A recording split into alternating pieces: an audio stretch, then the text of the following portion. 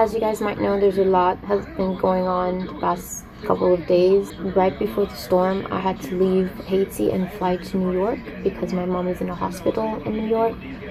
Unfortunately, that means that I left Dan dealing with the boat by himself, but I know he's smart and I know that he will figure things out. Good evening, and we begin tonight with the deadly hurricane on the move, a Category 4, winds reaching 140 miles an hour. The good news, bad news, he's developed so fast that he's actually very teeny tiny. Very teeny tiny. But that'll change massively over the next couple of days. Now packing 140-mile-per-hour winds, at one point the strongest Atlantic hurricane in nearly a decade. One thing we want to point out with this dangerous hurricane is it's going to be a slow mover. This is just 2 days ago, tropical storm, hurricane, Cat 1, Cat 2, Cat 3, Cat 4, well, not there yet. Very close to becoming a Category 5 hurricane.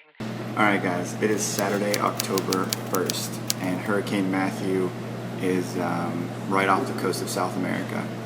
I'm still here in Port-au-Prince, and Kika just got to the airport. She's flying to visit her mom in New York this weekend. So I am about to provision a little bit more here in Port-au-Prince, buy some groceries, some water, take out some cash from the bank, and then head down to Grand Goave, where our boat is, so that I can start prepping it for the hurricane. We're probably not going to take a direct hit, but we're definitely going to be in its path and probably experience some pretty strong wind. So I will be moving the boat to a better anchorage and stripping the sails, and even if we don't get hit, it's going to be good practice for preparation and practice deploying our hurricane ground tackle. Right before Kika left, the car we were borrowing had a few mechanical issues, so a friend of ours let us borrow their motorcycle so we could still get around.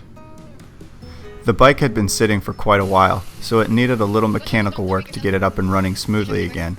But just when I thought I had everything ready to go, I got a flat tire. Without Kika around, I was on my own to find a guy to fix it, and explain why I kept wanting to video him while he worked.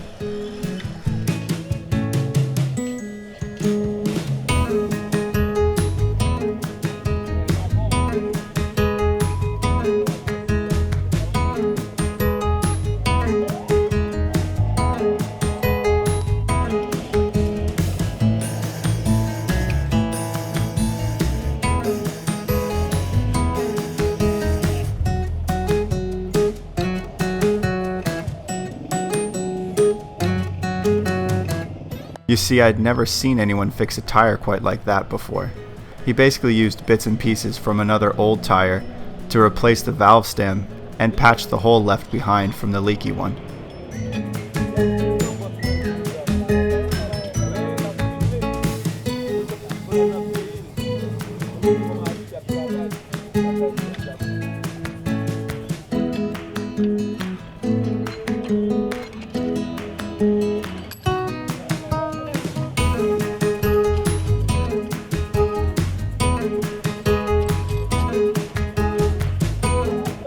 The whole thing was sealed up with heat and pressure applied from a homemade press.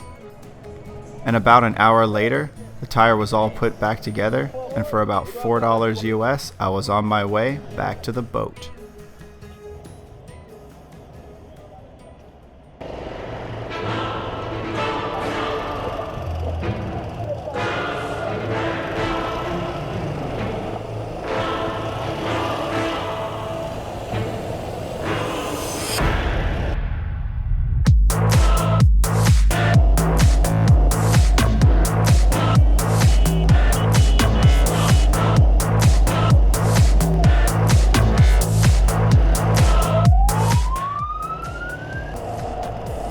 Driving here in Haiti is pretty much anarchy.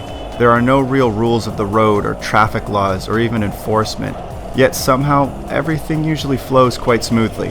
As intense as it is, I actually enjoy riding a motorcycle here. No one here is complacent while driving. They all know they're responsible for their actions and don't hide behind laws and lawyers.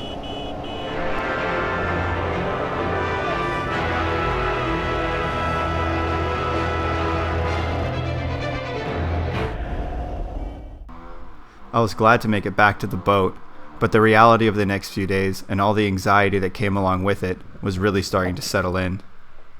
But all I could do today was unpack my food and top off the water tanks. There was still no wind, so moving the boat would have to wait until tomorrow.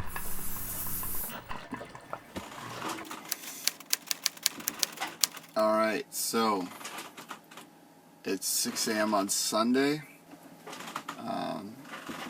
It looks like it's gonna brush the western tip of the South Peninsula of Haiti. Yeah, it's 6 a.m. I've got a bunch of stuff to get done today, including moving the boat about 8 nautical miles west. Seems maybe a little bit counterproductive to move the boat closer to the hurricane, but it's a much better anchorage and it's much better protected, and it's a little bit shallower.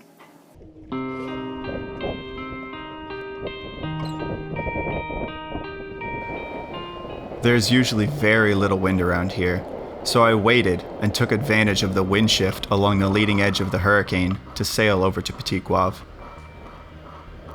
This was actually my first time sailing the boat alone. It took a lot more planning and a lot more work by myself. It's much easier to get underway with Kika around.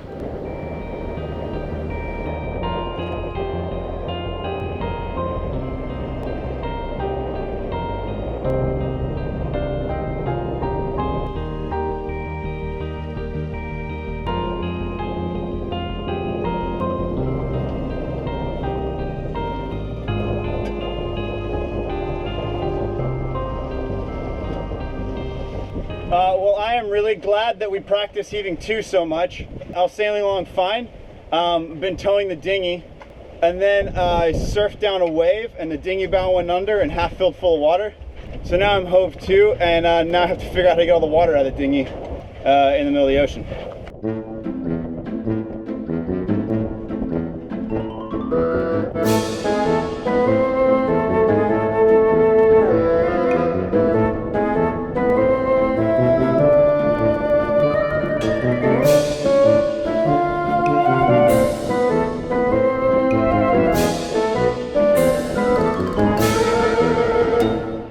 Well, lesson learned. You need a longer painter if you're going to tow a dinghy, especially in 30 knots of wind. She seems to be doing all right now, though.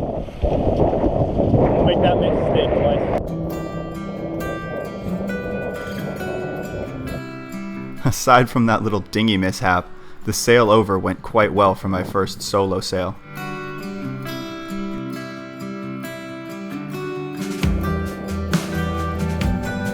As I sailed closer and closer into the anchorage, I realized this really was going to be the perfect spot to wait out the hurricane.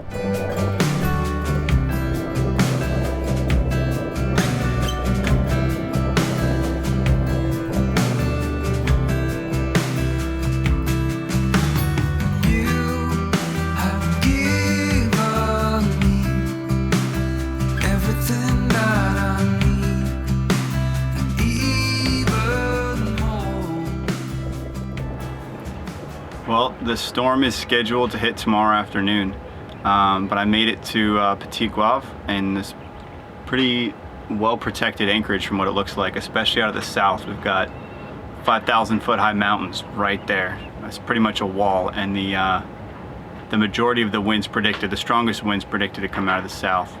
I'm in about 20 feet of water, and again, I'm gonna wait for the wind forecasts. I'll probably set the Mantis up, our hurricane anchor, tomorrow and set it early in the morning before the wind really gets bad. But tonight I'm just gonna ride it out on the ROCNA. The wind's not predicted to hit till tomorrow mid-afternoon. Well guys, thanks again for watching this step. Don't forget to subscribe so you don't miss out on our next step when I prep the boat and ride out Hurricane Matthew. But until then, cheers.